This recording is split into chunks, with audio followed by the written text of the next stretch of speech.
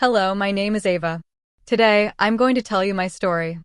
You know how they say love is blind? Well, I must have been wearing a blindfold, earplugs, and a hazmat suit when I married into the Carver family. When Jacob and I first met at a tech conference 8 years ago, he seemed perfect, charming, ambitious, full of big ideas about his startup. His family? They put on quite the show during our courtship. His mother, Denise, gushed about how wonderful it was that I had a career in software development. His father, Raymond, nodded approvingly when I mentioned my promotion to senior developer. Even his sister, Claire, seemed impressed by my work. Before we go any further, I'd love to know, where in the world are you watching from? Drop your location in the comments below. I love seeing how far this little story can travel. Let's make this space feel a little more connected, no matter how many miles are between us. Everything changed after the wedding ring went on my finger. Ava, sweetie, when are you planning to quit that job? Denise asked me 3 months after our wedding during Sunday dinner at their house. Quit? Why would I quit? I laughed, thinking she was joking. Well, now that you're married, you should focus on taking care of Jacob and preparing for children. I looked at Jacob, expecting him to defend me. He just shrugged and kept eating his pot roast. That was the beginning. When our daughter Lila was born 2 years later, the pressure intensified. But here's the thing, Jacob's startup had failed. Then his second attempt failed. By the time Lila was walking, I was the sole breadwinner, working from home as a lead developer while also caring for our daughter. It's embarrassing, Claire whispered loudly enough for me to hear at Thanksgiving. My brother, reduced to a house husband while his wife works. I'm between ventures, Jacob protested weakly. For 3 years. Raymond scoffed. But somehow, I was still the problem. If you were a better wife, maybe Jacob would be more motivated, Denise told me one afternoon when she stopped by unannounced, as usual. I was in the middle of a critical code review. Lila was napping, and Jacob was at his gym, his third business meeting of the week. Denise, I'm working. I have a team of 12 developers waiting for my feedback. Working, she sneered. Playing on your computer while your house is a mess. I looked around at the toys scattered on the floor.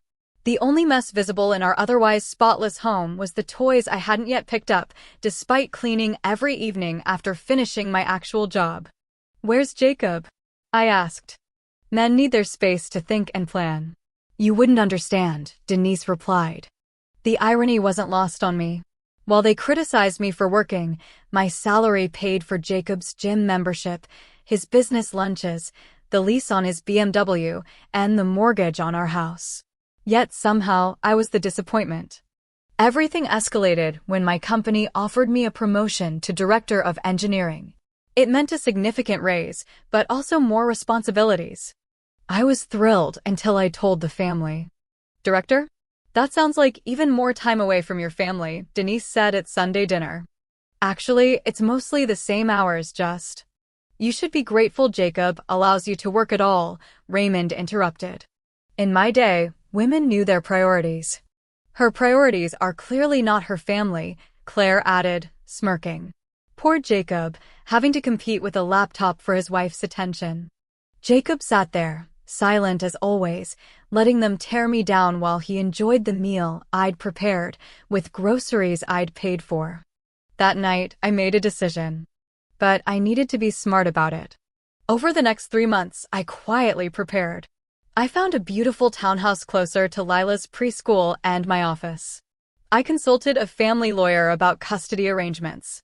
I opened my own bank account and started redirecting my bonuses there. Most importantly, I documented everything.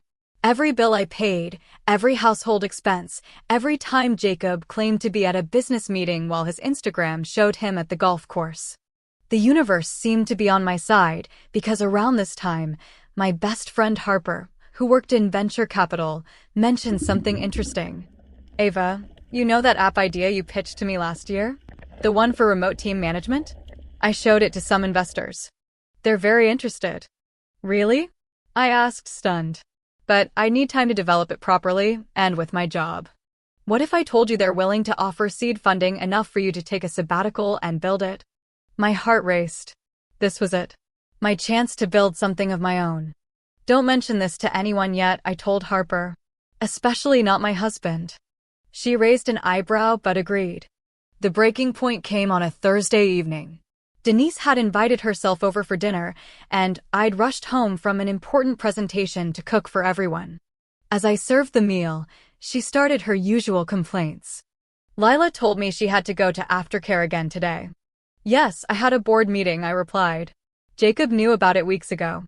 I was networking. Country club, Jacob said defensively. I was networking at the country club. I couldn't help myself. I'd seen the charge on our credit card statement. You think you're so special with your little job? Denise snapped. My son could have married a real woman who knows her place. Mom, please. No. Let her speak, Jacob. Let her tell us all how important she thinks she is while you're here unemployed. The room went silent. Even Denise seemed to realize she'd just said the quiet part out loud. You're right, Denise, I said calmly, setting down the serving spoon. I do think I'm important. Important enough to keep this family afloat for 5 years. Important enough to ensure Lila has health insurance, food, clothes, and a roof over her head. And important enough to finally say, enough is enough.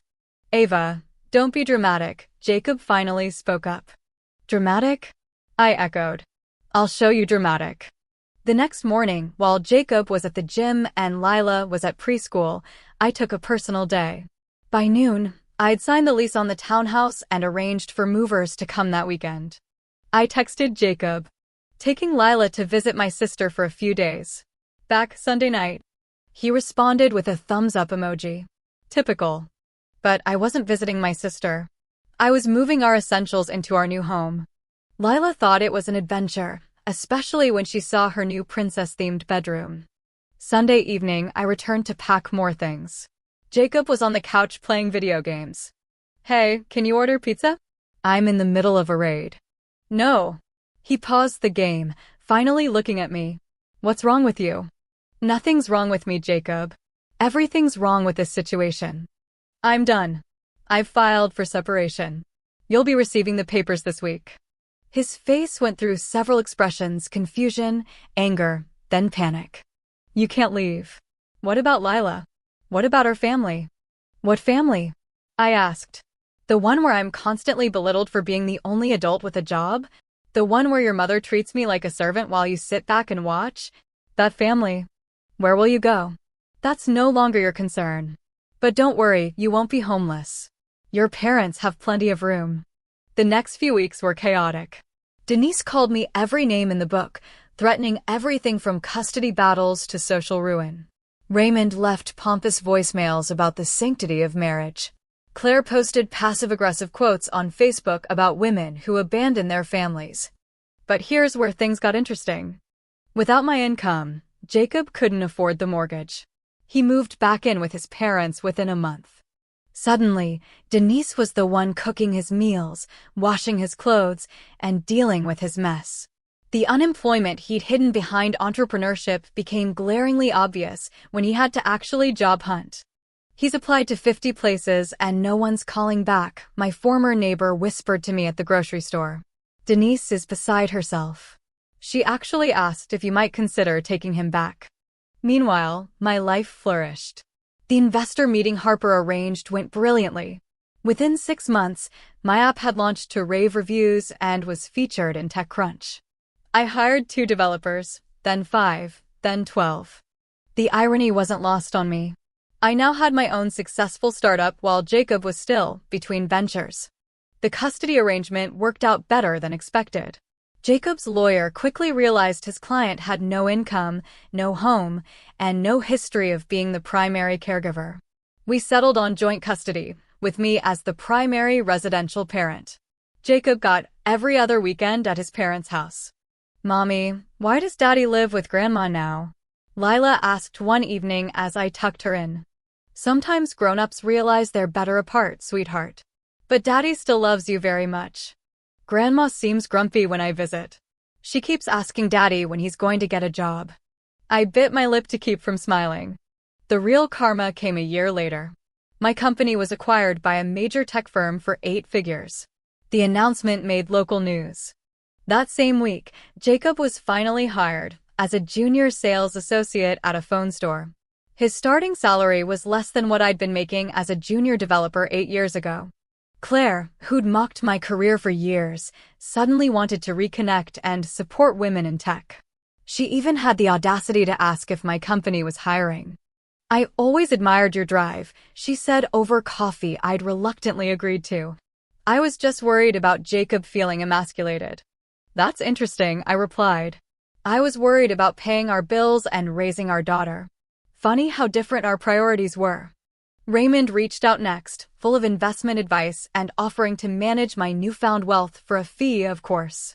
"I've always respected career women," he claimed, conveniently forgetting every dinner where he'd lectured me about traditional values. "Thanks, Raymond, but I have an excellent financial advisor. She's been managing my portfolio since before the acquisition." But the best moment came when Denise called.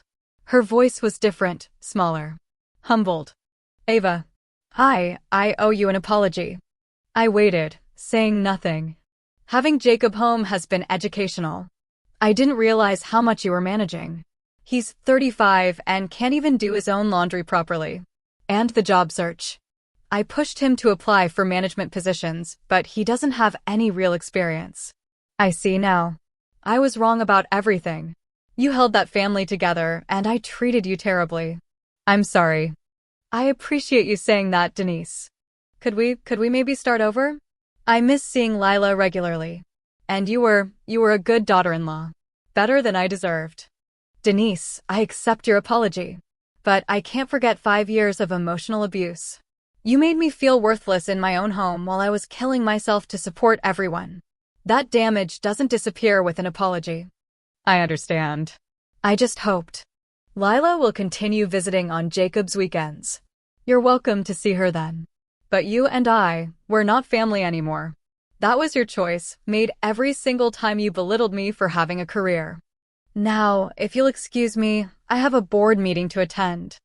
I hung up, feeling lighter than I had in years. Today, Lila and I live in a beautiful home overlooking the water. My company continues to grow, and I've started a scholarship program for young women in STEM. Jacob still works at the phone store, though he's been promoted to senior associate. He posts motivational quotes about grinding and building his empire on LinkedIn, which his 12 connections politely ignore. Last week, Lila came home from her weekend visit with an interesting story. Grandma and Grandpa were arguing about money. Grandpa said they can't afford their cruise because they're helping Daddy with his bills. Grandma said it was supposed to be their retirement savings. That must have been confusing to hear. Not really. But Mommy, why did they always say mean things about your job? You have the coolest job ever. Melissa's mom wants to know if you can speak at Career Day. You know what, baby? I'd love to. As I tucked her in that night, I reflected on how different our lives had become. The townhouse I'd fled to in desperation had become our launching pad to success.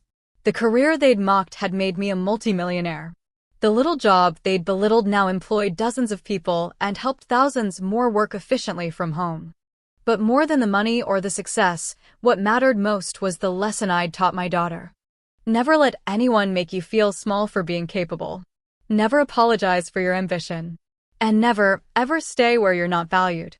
The Carvers learned that lesson too late. They'd pushed away the person holding their family together, mocked the hand that fed them, dismissed the very career that had subsidized their lifestyle. Now Denise was draining her retirement to support her unemployed son. Raymond's investment schemes had no wealthy daughter-in-law to fund them. Claire had no successful sister-in-law to leech opportunities from. As for me, I sleep peacefully in my waterfront home, wake up excited about my work, and raise my daughter to know her worth. The best revenge isn't elaborate schemes or dramatic confrontations. It's building a life so beautiful that the people who hurt you become footnotes in your success story. Sometimes, when I'm closing million-dollar deals or speaking at tech conferences, I remember Denise's words. "You think you're so special with your little job?" "Yes, Denise. Yes, I do."